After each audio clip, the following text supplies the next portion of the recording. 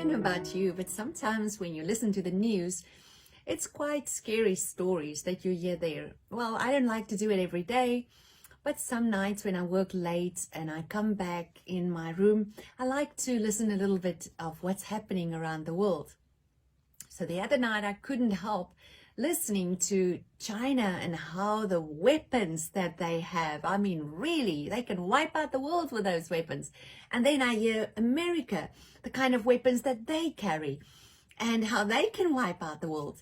And I was just wondering about that, and how everyone wants to show their muscles and think their strength are in these things. And that night I prayed about it, and this is what the Lord spoke to me in Psalm 46. He says, the nations are in chaos, and the kingdoms crumble. God's voice thunder, and the earth melts. It goes on in verse 9. He causes war to end throughout the earth. He breaks the bow and snaps the spear. He burns the shield with fire.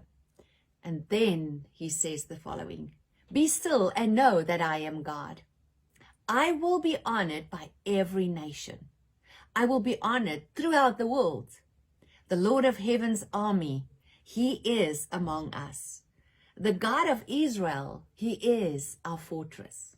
So you see, the psalmist here described the world that we are living right now. He's describing what's going on, and he says there's a worldwide confusion. This confusion is so bad that it even confuses Christians with each other. We get confused where to eat from the tree of good and evil, and what is the tree of faith. So people get so confused. I get people that want to divorce each other with the confusion what's going on in the world. So it says here, the psalmist talks about it. He says, nations are abroad and kingdoms are falling. The one day you think this nation is on the top, and the next day they just fall and things happen and earthquakes and so many things that is happening. You can read it all about it in the book of Revelation if you haven't heard about it. So there's a clash of weapons. It's war. And they're all showing now their weapons, and they're showing this is what we're ready for. And then in the midst of all, that you put the television on, in the midst of all, God says, do you hear this? Do you hear this? He says, I'm intervening. I am right there. He says, I'm going to bring all the nations to a standstill. If you can remember, a year and a half ago, the nations all went into a standstill. Do you remember when lockdown really starts? I don't know about your country, but in South Africa, it was like really locked down. I remember I climbed on a wall just to look around the wall on the other side. What's going on? What's going on? And I remember, we stayed close to the mountain where some of the animals of the mountain came down because there was just no one in the street. But everyone came to a standstill. But then God is intervening, and he's saying to his own people, and I don't know if it's you, but listen what God is saying to you and me today. He says, be still and know that I am God. Trust me. Why do you go into a fearful anxiety place about what's going on around the world? He says, I know that I am God. We need to stop to eat from the tree of good and evil, and we need to start eating from God. And the more you put your focus on that tree of good and evil, it's going to suck you in, and you're going to get so angry, and confusion is going to enter in. And you know what? You're going to see the fruit. The fruit is never real if it comes from that tree, even if it says Jesus.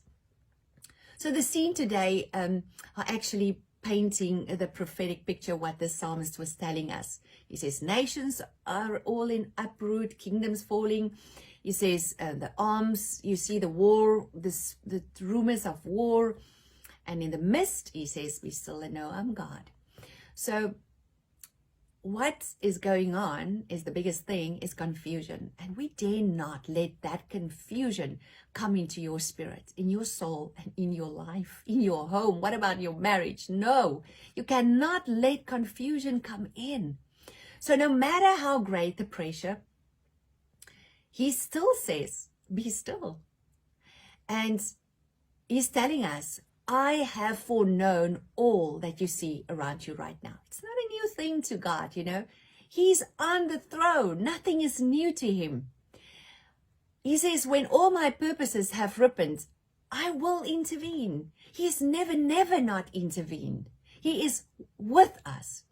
Do not give away with fear. The situation is not out of control for God. It can be for us, and it can be for the world. People can say, what next? God knows what next. Ultimately, all will work out for his glory. Ultimately. So in the great last prophetic discourse, Jesus spoke these words in Luke 21.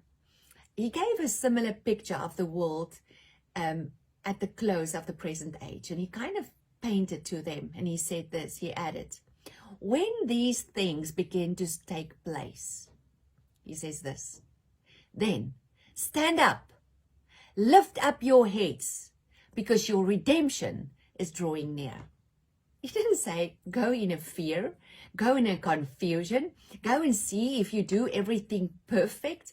Don't try and deserve your salvation. He says, take up your place, stand up, lift up your head, because your redemption draws near. You know, I know it's only him that can help us to find that stillness. And the more we become mature in him, you will find that still place in the midst of difficulty in your life. If you trust God, you will know he will walk it out for you. He will walk in front of you, and you can just walk step by step. But this is the key. Faith in God. Faith in God. Not in your own ability, your own way of thinking. Faith in God.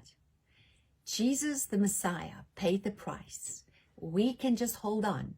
So I just want to leave this with you. When these things begin to take place, stand up, lift up your heads, because your redemption is drawing near. My dear friend, may you have a peaceful time.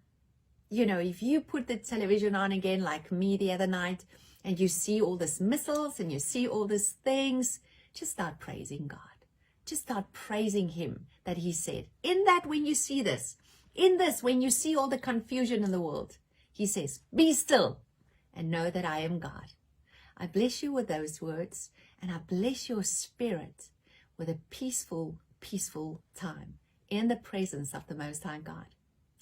I want to thank you today that we can walk this journey together, that we can learn together, grow together, and learn from what God is teaching us out of the Word.